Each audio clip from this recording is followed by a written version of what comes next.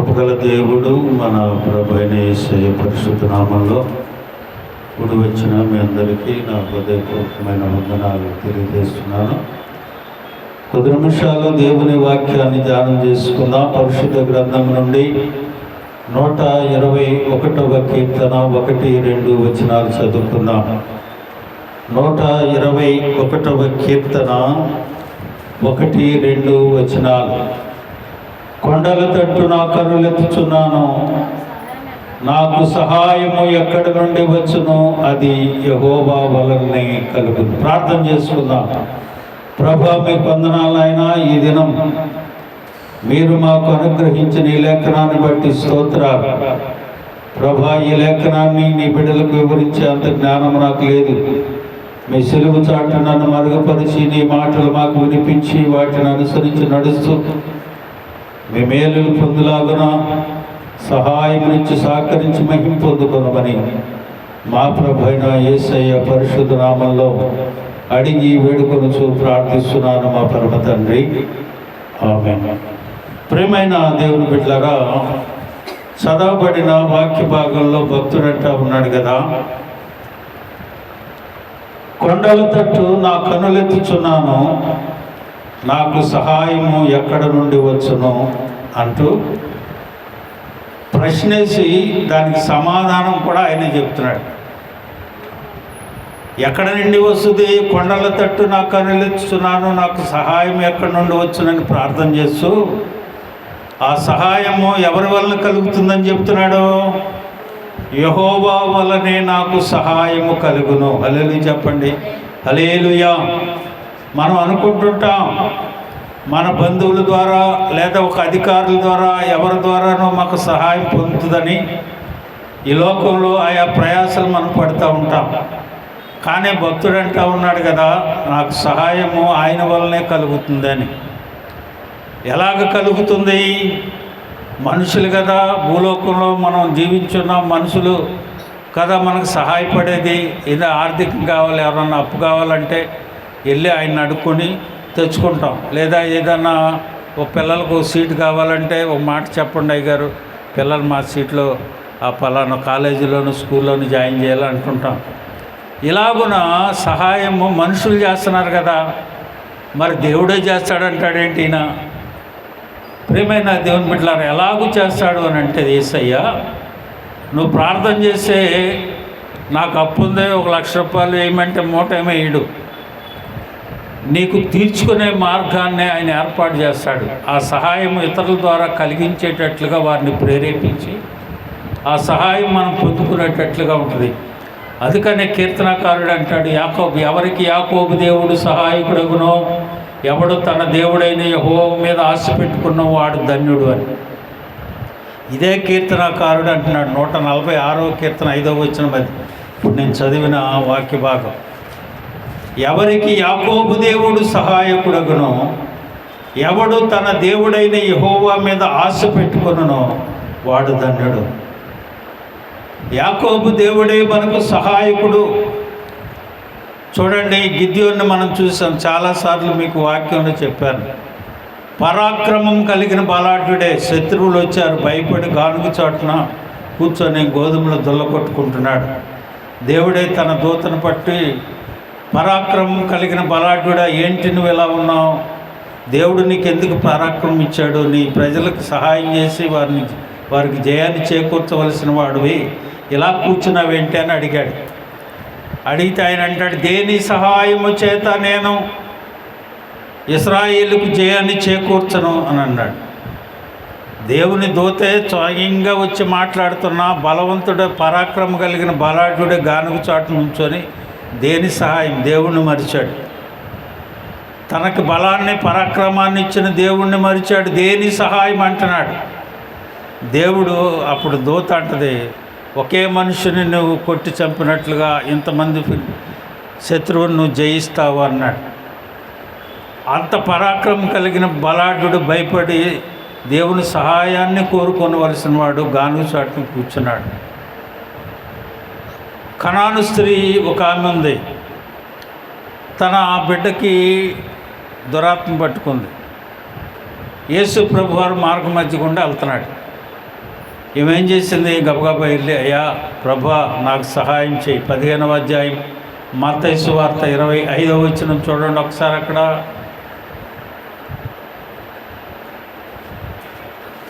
మత్తయి సువార్త 15వ అధ్యాయం 25వ వచనం ఏమనుంది అక్కడ? ఏంగా ప్రభువా ఏమని అడుగుతుంది? సహాయం చేయమని అడుగుతుంది. ప్రభువు దగ్గరికి వచ్చి సహాయం చేయమని అడుగుతూ ఉందామె. ప్రియమైన దేవుని బిడ్డలారా, దేవుడు అక్కడ జరిగిన డిస్కషన్ అంతా అయిపోయిన తర్వాత స్వస్థపడినట్టుగా పెద్ద వ్యాధి దురాత్మ నుంచి విడుదల పొందినట్టుగా మనం చూస్తాం. అలాగనే యెహోషాపాతు రాజు దేవుని సహాయం చేత మంచి గౌరవ మర్యాదలు తెచ్చుకున్నాడు, మంచి పేరు ప్రఖ్యాతులు తెచ్చుకున్నాడు. ఈయనకి ధనము ఐశ్వర్యం కలిగిన తర్వాత అన్యులతో అహబుతో సహవాసం చేశాడు. శత్రువు వచ్చి తన రాజ్యాన్ని ముట్టడి వేశాడు.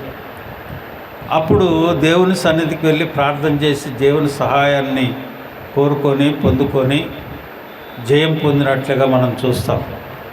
అలాగనే ప్రియమైన దేవుని బిడ్డలారా, దేవుని సహాయం మనకి ఎలాగున ఆయన ఏర్పాటు చేస్తాడంటే ఒక చిన్న సిచ్యువేషన్ మీకు చెప్తాను చూడండి. 2వ రాజుల గ్రంథాన్ని తీసిపెట్టుకోండి. 6వ అధ్యాయము 26, 27 వచనాలు. 2వ రాజుల గ్రంథం 6వ అధ్యాయము 26, 27 వచనాలు. అంతటా ఇశ్రాయేలు రాజు పట్టణపు ప్రాకారం మీద సంచారము చేయగా ఒక స్త్రీ రాజును చూచి, రాజువైన నా ఏలినవాడా సహాయము చేయమని కేకలు వేయుట విని ఏమంటున్నాడు ఒక రాజుగారు?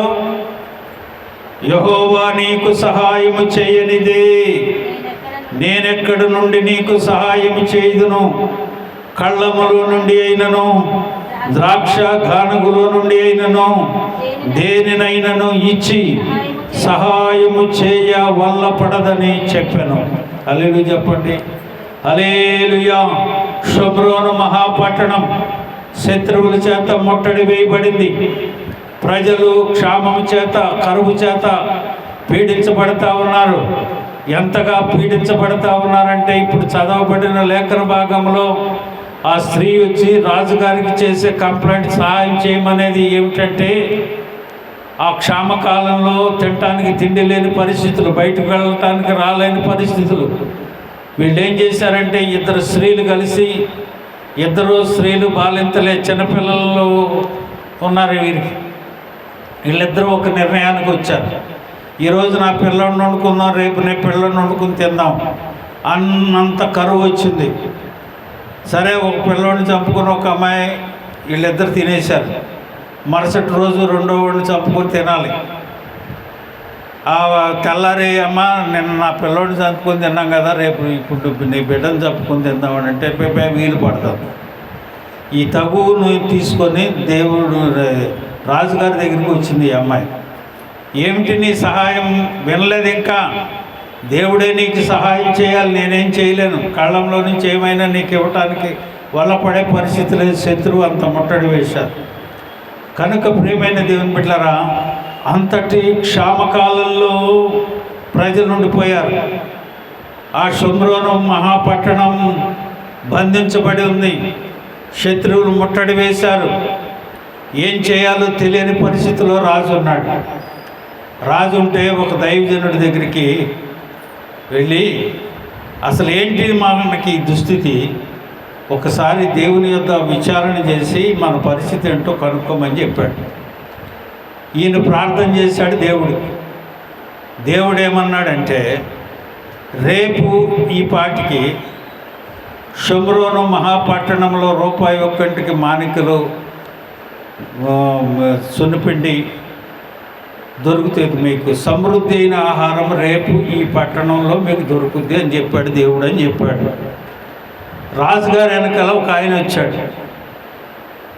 ఆయన అన్నాడు, దేవుడు ఆకాశవాకిన్లు విప్పిన దేవుడు ఆకాశ వాక్యంలు విప్పినా నువ్వు చెప్పేది జరుగుద్దా అన్నాడు.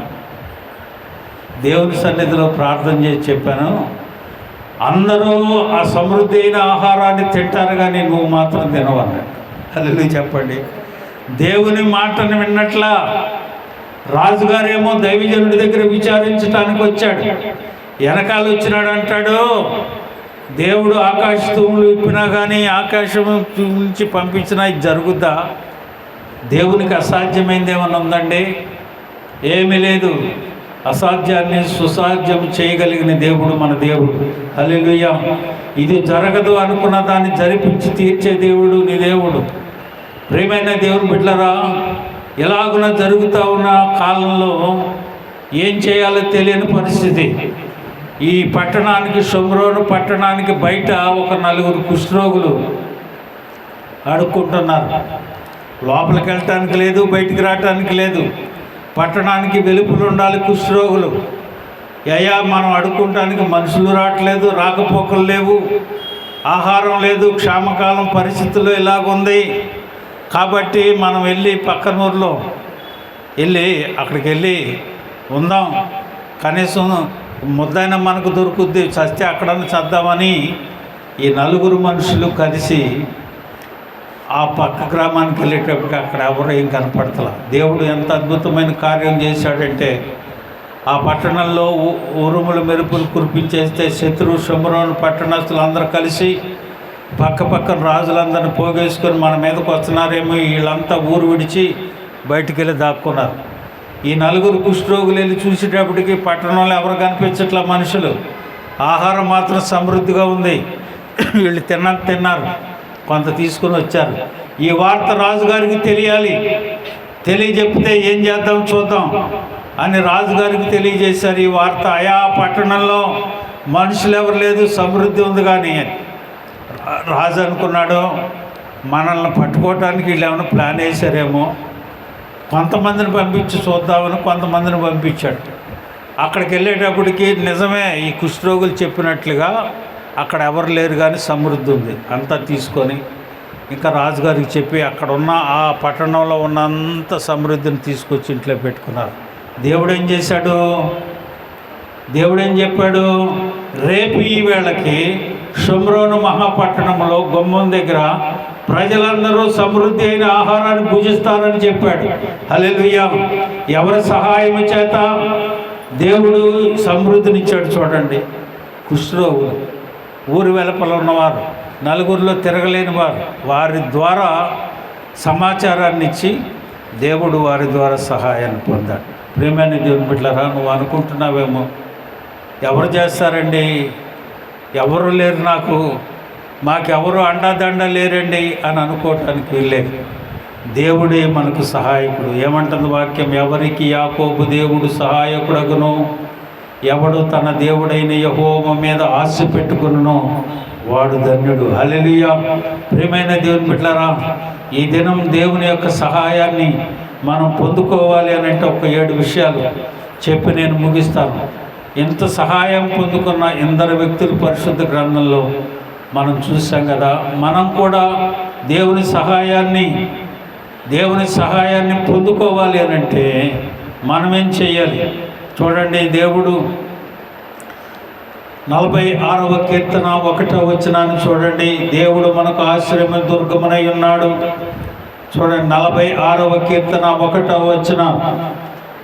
దేవుడు మనకు ఆశ్రయమును దుర్గమునై ఉన్నాడు, ఆపత్కాలమున ఆయన నమ్ముకొనదగిన సహాయకుడు. ఎవరంట ఆయన? ఆపత్కాలంలో ఎవరు నమ్ముకోవాలంట? ఆయన నమ్ముకుంటే ఆయనే నీకు సహాయకుడు. చూడండి, మొదటిగా 115వ కీర్తన 11వ వచనాన్ని చేయండి. 115వ కీర్తన 11వ వచనం.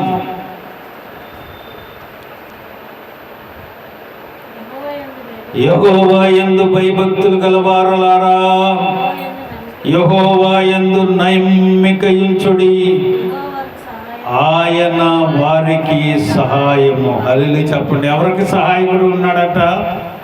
ఆయన యందు భయభక్తులు కలిగి ఆయన నమ్ముకున్న వాడికి ఆయన సహాయకుడు. హల్లెలూయా చెప్పండి, హల్లెలూయా.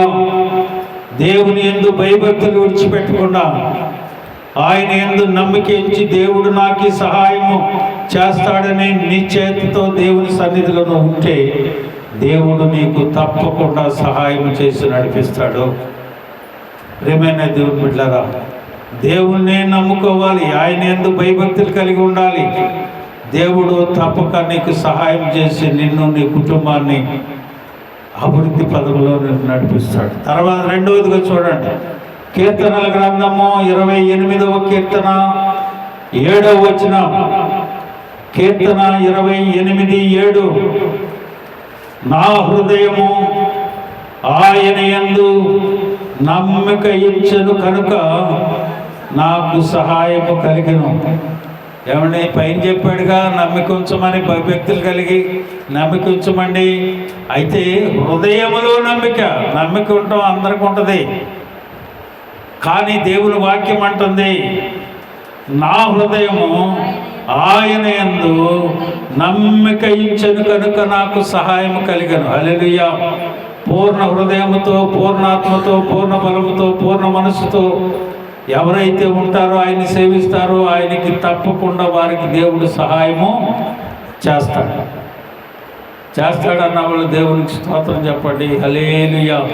ప్రియమైన దేవుని బిడ్డలారా, ఏదో నామకార్థమైన భక్తిలో మనం ఉండటానికి వీల్లేదు, ఏదో ఒక రాయద్దం తగిలితే తగులుతుంది అనటానికి వీల్లేదు. భయభక్తులు కలిగి నమ్మిక ఉంచి, హృదయములో నమ్మిక ఉంచి దేవుని సన్నిధిలో ఉంటే దేవుడు తప్పక నీకు సహాయం చేస్తాడు. తర్వాత చూడండి, 37వ కీర్తన 40వ వచనం. 37:40. యెహోవా వారికి సహాయకుడై వారిని రక్షించను. వారు యెహోవాని ఏం చేశారట? శరణుజొచ్చి ఉన్నారు. శరణుజొచ్చి ఉన్నటువంటి ఇంకెళ్ళి ఆయన కాళ్ళ మీద పడిపోవటమే. నువ్వు తప్ప నాకు వేరే దిక్కేమి లేదయ్యా, నువ్వే నన్ను రక్షించాలి అని ఆయన కాళ్ళ మీద పడిపోతే దేవుడు తప్పక నీకు సహాయం చేస్తాడు. అది ఎలాంటిది ఇబ్బంది అయినా, ఎలాంటి బాధ అయినా, ఎలాంటి శ్రమ అయినా, దేది అయినా దేవుని నువ్వు శరణు చూస్తే తప్పక నీకు సహాయము చేస్తాడు. తర్వాత చూడండి, 55వ కీర్తన 22వ వచనం. 55:22. నీ భారము యెహోవా మీద మోపుము, ఆయనే నిన్ను ఆదుకొనును. హల్లెలూయా. నీ భారమంతా ఈ భూలోకంలో నువ్వు జీవించున్నప్పుడు ఏ భారం చేత ఉన్నామో ఆ భారం అంతా ఎవరి మీద వేయాలంట? ఎవరి మీద వేయాలి? ఆయన మీద వేయాలి. ఆయనే నిన్ను ఆదుకుంటాడు, నీకు సహాయం చేస్తాడు.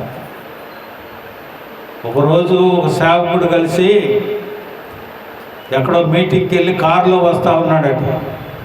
ఒక ముసలమ్మ మూట ఎత్తుకొని, గడ్డి మూట ఎత్తుకొని నడవలేక వెళ్తూ ఉంటే ఆ కారు ఆపి, మామ రా వచ్చి ఎక్కువ కారు ఎక్కువ, నువ్వు అక్కడ ఎక్కడ దిగాలి దింపుతానన్నాడు. ఈ ముసలిదేమో కారు ఎక్కి కారులో మూట ఎట్టకుండా నెత్తి మీద ఎట్టుకున్నాడు. కారు ఎందుకు ఆపాడు ఆయన? ఆ మొయ్యలేక భారము ఏదో ఒక సాయం చేద్దామని ఆయన పెట్టుకుంటే ఆ పరిస్థితి అయిపోయింది మనది.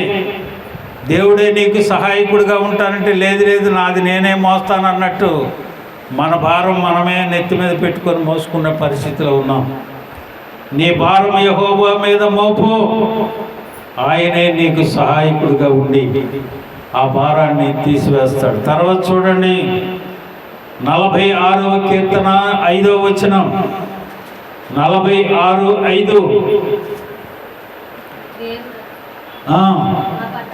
దేవుడు ఆ పట్టణములోనున్నాడు గనుక దానికి చలనము లేదు. అరుణోదయమున దేవుడు దానికి, దేవుడు ఎక్కడున్నాడట? దేవుడు ఎక్కడున్నాడు? ఆ పట్టణంలో ఉన్నాడు. ఆ పట్టణంలో ఉన్నాడు కదండి. మాకెట్ట కుదురుద్దని అంటామేమో.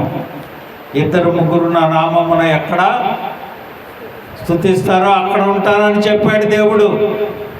మన గృహాలలో దేవుడు ఉండాలంటే మనం ఏం చేయాలి? ఏం చేయాలి చెప్పండి? దేవుని స్తుతించుకుంటుండాలి. అరుణోదయమున ఏమంటుంది అక్కడ వాక్యము? అరుణోదయమున దేవుడు దానికి సహాయం చేస్తాడు. నువ్వు పొద్దున్నే ఆ దేవుని సహాయం కావాలంటే నువ్వు ఏం చేయాలి? ఏం చేయాలి చెప్పండి? 2 మాటలు దేవుని వాక్యాన్ని చదువుకొని ప్రార్థన చేసుకుంటే ఆ దినమంతా దేవుడు నీకు సహాయం చేస్తాడు. అది మాత్రం మనకు కుదరదు.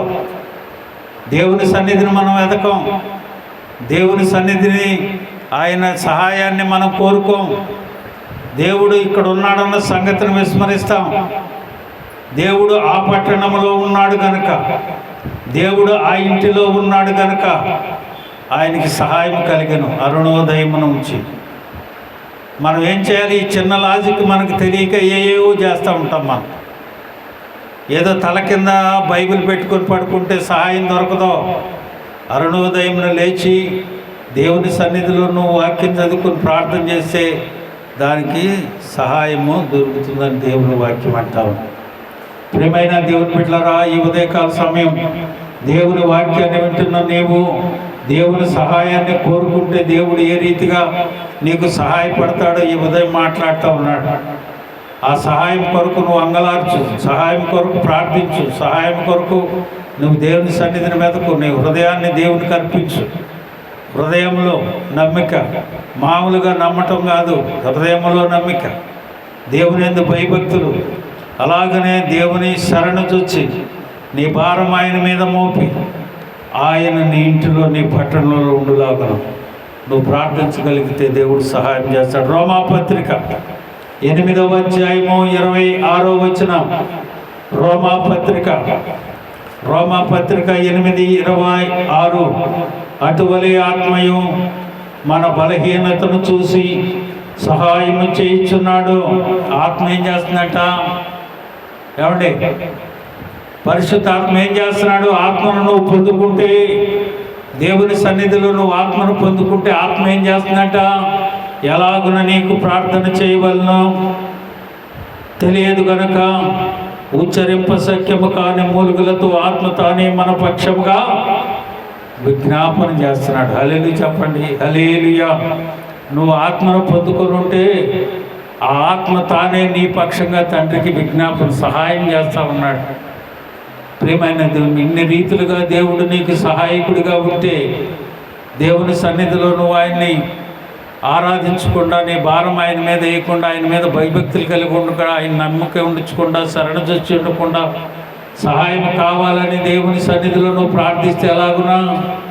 ఎక్కడ 2-3 కూడి నామాన్ని స్తుతిస్తారు అక్కడ ఉంటానని సెలవిచ్చిన దేవుడు నీ బిడ్డలను పెట్టుకొని ఎవరు ఉండవసరలా, నీ దేవుని 2-3 కూడి నీ బిడ్డలను పెట్టుకొని ప్రార్థించగలిగితే దేవుడు అక్కడే నీ మధ్యనే ఉంటాను, నీకు సహాయం చేస్తానని దేవుడు ఈ ఉదయకాల సమయం మనతో మాట్లాడుతున్నాడు. చూడండి 26వ అపోస్తల కార్యాలు 26-22. అయినను నేను దేవుని సహాయం పొంది నేటి వరకు నిలిచి ఉన్నాను. దేవుని సహాయం పొందున్నాడట. దేవుని సహాయం పొంది నీవు నేను ఈ రీతిగా నిలిచి ఉన్నాము అనంటే ఆయన సహాయం వల్లనే మనం జీవించున్నాం. ప్రియమైన దేవుని బిడ్డలారా, ఉదయకాల సమయం దేవుని సన్నిధిలో ఒక తీర్మానానికి వద్దాం. చూడండి ఎన్ని విషయాలు చెప్పాను మీకు. దేవుని సహాయం నీకు నీ కుటుంబానికి కావాలంటే ఆయన యందు భయభక్తులు కలిగి ఉండాలి, ఆయన యందు నమ్మిక ఉంచాలి, హృదయం యందు నమ్మిక ఉంచాలి, ఆయనని శరణు చొచ్చి ఉండాలి, నీ భారం యెహోవా మీద మోపాలి. ఆయన పట్టణంలో ఉన్నాడు కనుక, నీ ఇంటిలో ఉన్నాడు కనుక దేవుడు నీకు సహాయకుడిగా ఉన్నాడు. అలాగే ఆత్మ సహాయం పొందితే దేవుని ఆత్మ మన పక్షంగా విజ్ఞాపన చేసి దేవుని సహాయాన్ని మనకు పొందులాగా చేస్తుంది. అలాగనే దేవుని సహాయము పొంది నేటి వరకు నేను నిలిచి ఉన్నానని నమ్మి దేవుని సన్నిధిలో నువ్వు ప్రార్థించగలిగితే ప్రభువు ప్రతి విధమైన సహాయము నీకు అనుగ్రహించి రక్షిస్తాడు. ఆ రీతిగా మనము మన కుటుంబాలు, మన సంఘం నుండి దేవుని సహాయం పొందుదుముగాక. అందరూ తల వంచండి.